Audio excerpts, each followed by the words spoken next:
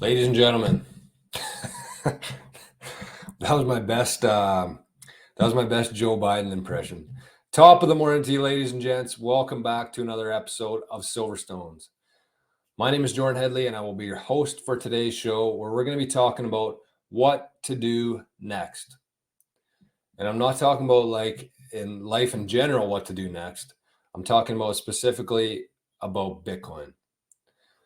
So the last couple of weeks, we've seen a huge amount of people moving their Bitcoin off of the exchanges because of the FTX situation. We've seen people moving their Bitcoins off of the exchanges and into their own private wallets, which is great. I think that it's long overdue, and I don't know the exact number of Bitcoin that moved off of the exchanges, but I know that it was massive. So that's good news. That's great news, actually. But the problem here is that most people who did that just kind of rushed into it and maybe set up a private wallet and maybe transfer the Bitcoin there, but they don't really fully understand what's going on there and what other steps need to be taken to make sure that their Bitcoin are safe and secure, as much as possible anyways. So I'm going to give 4 things that you should consider doing next once you've moved your Bitcoin into your own private wallet. But before that, I kind of want to just make sure that everybody's on the same page in terms of what a private wallet is. So what is a Bitcoin or a private wallet? It's essentially where you store your Bitcoin. It's a software where you store your keys to access your Bitcoin on the blockchain. So if that doesn't make a whole lot of sense to you, it's essentially just where you transact with and move your Bitcoin, right? So store and transfer your Bitcoin. This is where it all kind of comes from, your wallet, right? It's on your phone. It could be on your phone. It could be on an external device, which I'm going to talk about, or it could be in a cold storage as well. So the difference between a hot wallet and a cold wallet is hot wallets are, say, your phone. So you have an application, a software program on your phone, like Exodus or Moon, which is on your phone, and it's connected to the internet. So it's hot. Right. I think that's what makes it hot. I'm pretty sure anyways. But then you have cold storage as well, cold wallet. So that's an external device that's not connected to anything. It's not connected to the internet, and you can unplug it anytime and keep it offline, which means it's cold. Like I said, I'm pretty sure that's why it is. Like it's hot means it's connected to the internet. Cold, it's disconnected from the internet. But if I'm wrong, let me know. Or let me continue looking like a dummy on here. So that's kind of what a private wallet is. It's essentially a place where you keep your Bitcoin, and it allows you to transact with other wallets, essentially. So what are the next things you should do now? So the wallets that I would highly recommend, if you're using something else, that's, I don't know, depending on what it is, make sure have some background info on what wallet you're using. The 2 wallets that I recommend using most for hot wallets on your phone would be Exodus, EXODUS, and Moon Wallet, MUUN. You can get both of these from the App Store on your phone, and both of them have self custody. So you can take your private keys, you can back up your phone in case something were to happen to your phone. You can restore it. You can restore your wallet on a different device, different phone. So the first thing that you want to do, assuming you downloaded an app like Exodus or Moon or Atomic, whatever it may be, the first thing you need to do is back up your private key. So like I said, this will allow you to gain access to it if something were to happen to your phone. So here's an example, and I've used this in a previous video, but I think that it's very important. So say I took the precautions of moving my Bitcoin off of ShakePay or Binance or whatever it may be and put it into my own Moon wallet. Great start, I would say. But my Moon wallet, I basically just set it up, moved the Bitcoin in there, and went on with my day. I go out, it's Friday night, I'm in Nashville this time. I'm in Nashville. I've had a few pops. I'm pretty drunk, and I end up leaving my phone in a taxi cab or an Uber for a 2022 version of this.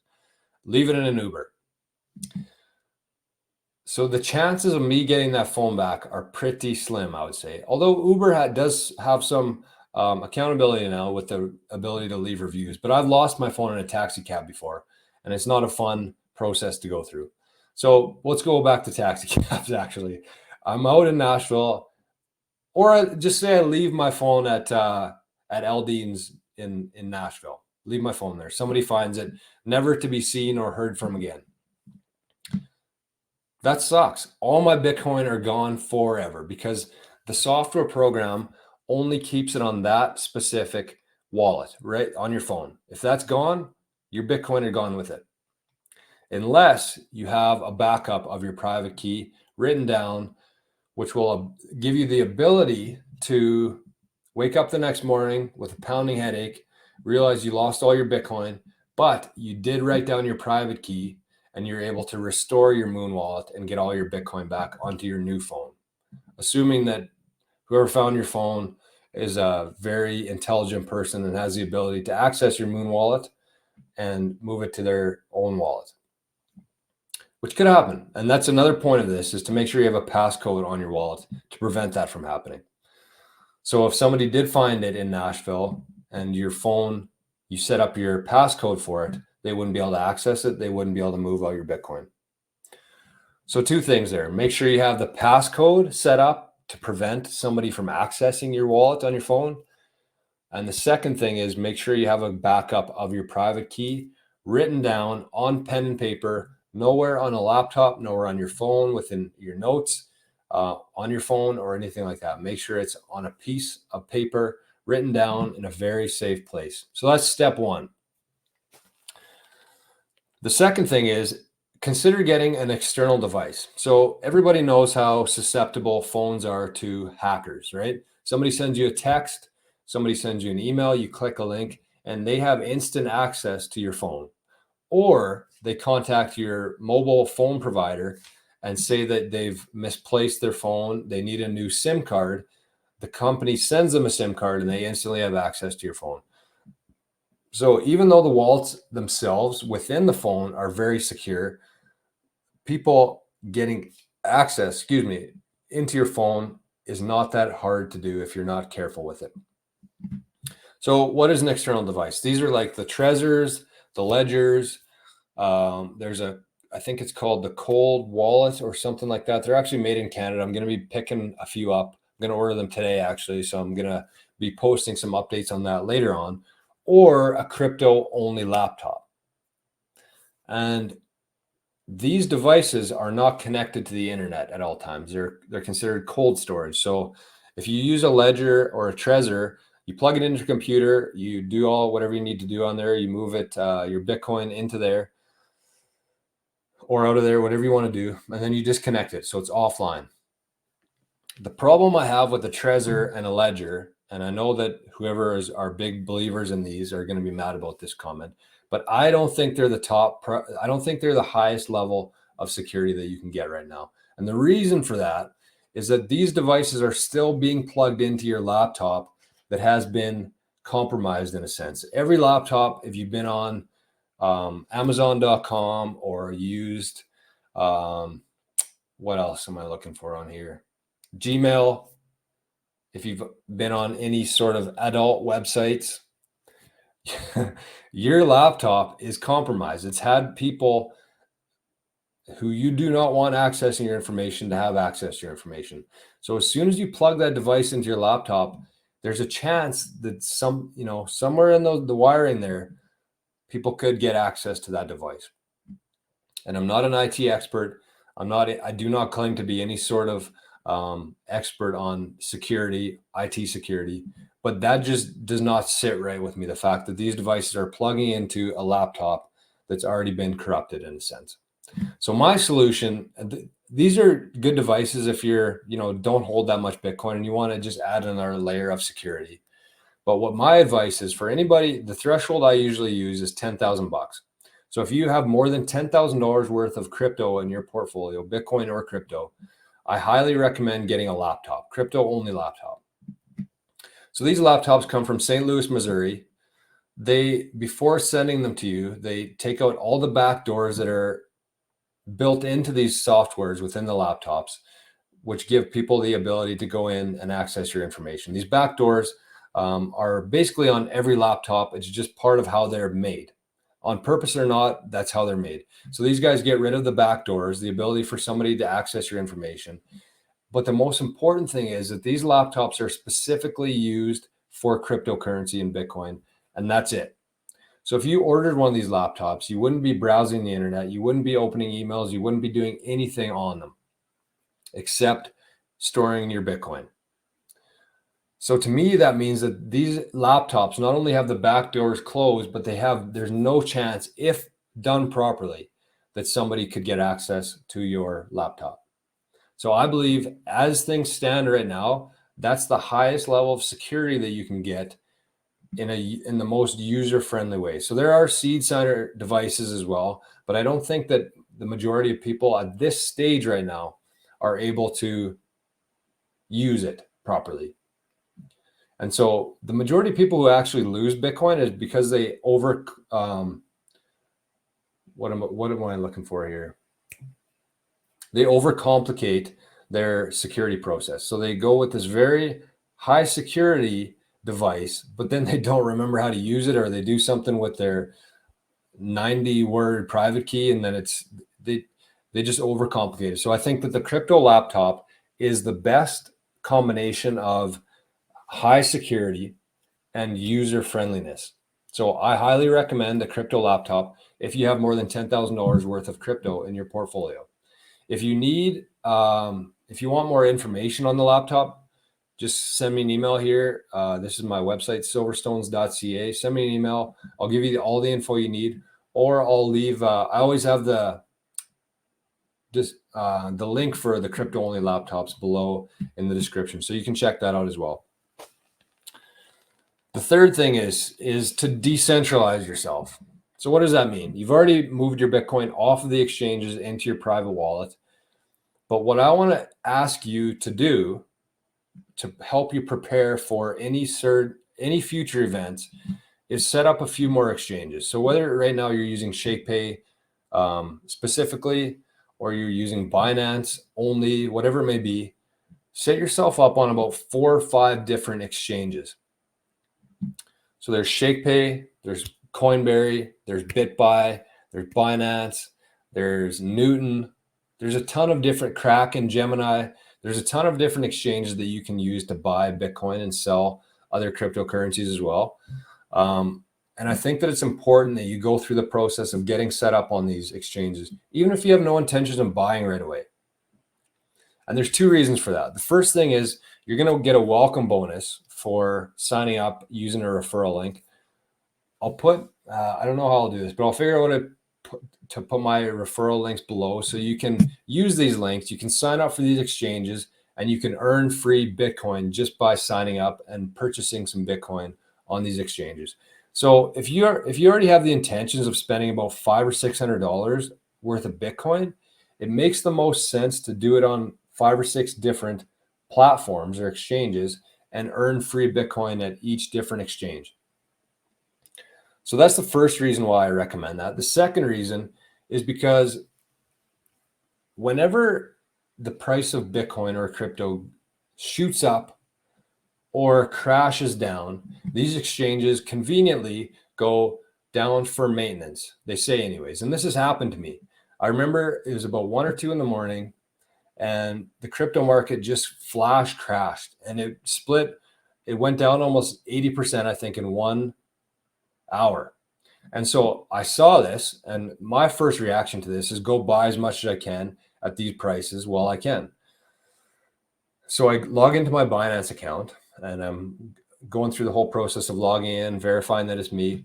And I go to buy Bitcoin, and it says that Binance is down for maintenance. Convenient, because there's a ton of other people who are trying to do this at this exact time. And Binance probably wants to get as much of Bitcoin as possible at these prices. So they claim that they're down for maintenance. So I was shit out of luck. I couldn't buy anything at those prices. I had to just go to bed. I guess it was 1 in the morning anyway, so I should have went to bed.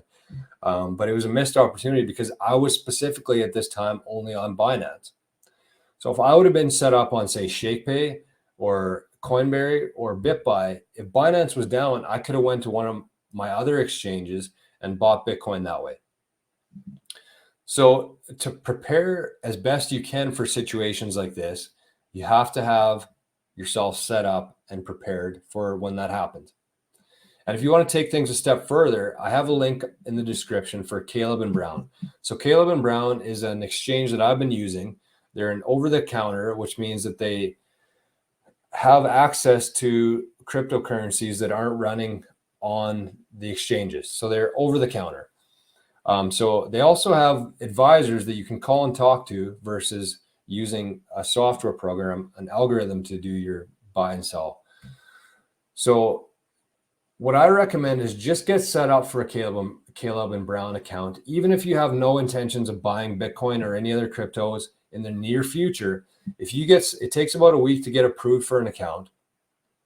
So if you sign up for Caleb and Brown and just let your account sit there and have an advisor, when the time comes that you ever want to buy or sell Bitcoin, if there's a flash crash or a huge run up of price, Caleb and Brown will be there to help you. They're a very well-known and respected brokerage, over-the-counter exchange. They've been around for 10 years. They're an OG in the Bitcoin world. And I've been using them, like I said, and I've had nothing but great experiences with Caleb and Brown. So I would highly recommend, even if you do not plan on buying anything in the near future, just set yourself up now for when the time comes. So that's number 3. And the fourth thing here is just have a plan, have an exit strategy. Have a plan of, if this happens, what am I going to do? If the price shoots up tomorrow, how much am I going to sell? If the price goes down, how much do I have to invest to get to the level that I think I want to be at? If I try logging into ShakePay and it's down, what am I going to do? If somebody broke into my house and somehow accessed my private keys that I had written down, what do I do? Make sure you consider every scenario of what could happen and just have a plan for it, and make sure that not only do you recognize what could go wrong, but you have something either premeditated or a plan in place for how you react to that. I think that's very important. And it's more so when there's either a crash, like I said, a crash or a price jump up, and there's a lot of people either buying or selling. That's when you need to have these in place. And you never really think about it until you need it. And so that's why I'm kind of bringing this to the front of your attention so that you can get yourself set up properly right now and you're ready for when shit hits the fan or when stuff's going well. So that's kind of what I want to talk about today. That's all I have here. I hope that it helps. I think that this will be one of the more beneficial for people because there's a lot of people watching this channel who are now at that level where they own Bitcoin. They've moved it into their own private wallet and they're wondering, how do I make sure it's as secure as possible from now on? So like I said, I hope this helps. If you have any questions, shoot me an email here. You can get it silverstones.ca if you have any questions. If you want to set up a time to chat with me about anything, my consultations are very flexible, both in time and topics.